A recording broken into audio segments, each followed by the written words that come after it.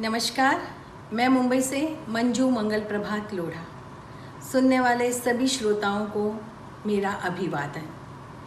आज मैं आपके समक्ष अपने जीवन से जुड़ी एक घटना का वर्णन कर रही हूँ, जहाँ मैं आप लोगों से यही कहना चाहती हूँ कि जीवन में कभी भी आशा का दामन नहीं छोड़ना चाहिए।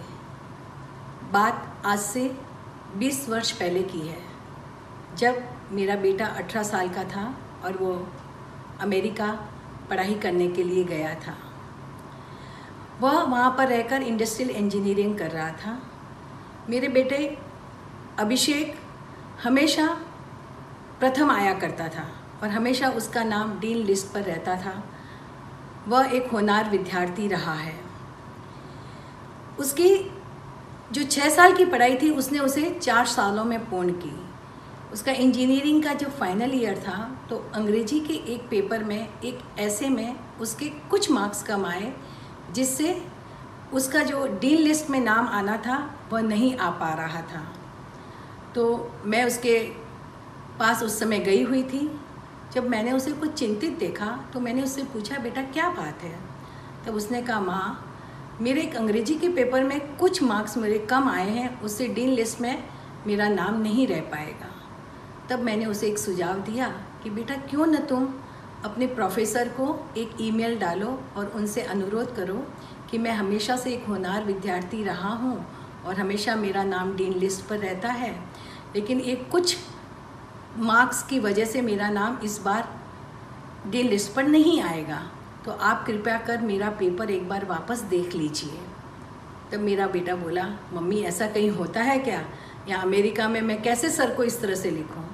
मैंने कहा, बेटा कोशिश करने में क्या होता है, ना तो है ही है, शायद वो पढ़कर उनके मन में कोई बात आ जाए, लेकिन तुम एक बार कोशिश ज़रूर करो, उन्हें एक चिट्ठी ज़रूर डालो, एक ईमेल ज़रूर डालो। और मेरे बहुत समझाने पर उसने मेरी बात मान ली और उसने सर को एक ईमेल डाली। और कुछ घंटों के बाद ही सर का वापस उत्तर भी आ गया, जवाब भी आ गया कि एक काम करो, तुम एक नया ऐसे लिखकर मुझे भेजो। और उसने एक नया ऐसे लिखा और वो ऐसे लेकर उसने भेजा। उसके पहले ही सर ने वापस जवाब दिया कि मैंने तुम्हारा पहले वाला ऐसे अच्छी तरह से पढ़ा है और मैंने उसमें तुम्हारे मार्क्स बढ़ा दिए हैं। और इस तरह से उसका जो डीन लिस्ट पर हमेशा नाम रहता था वो वैसे का वैसे रह गया। कहने का अर्थ ये है बंधुओं कि जीवन में जब भी कोई कठिनाई आए, बाधा आए, उस समय हमें हार मानकर नहीं बैठना है। उसके दूर करने के लिए हमें कोशिश, निरंतर एक कोशिश करते रहना है। ग्लास आधा भरा हुआ है या खाली है, ये हमारी दृष्टि का फेर है।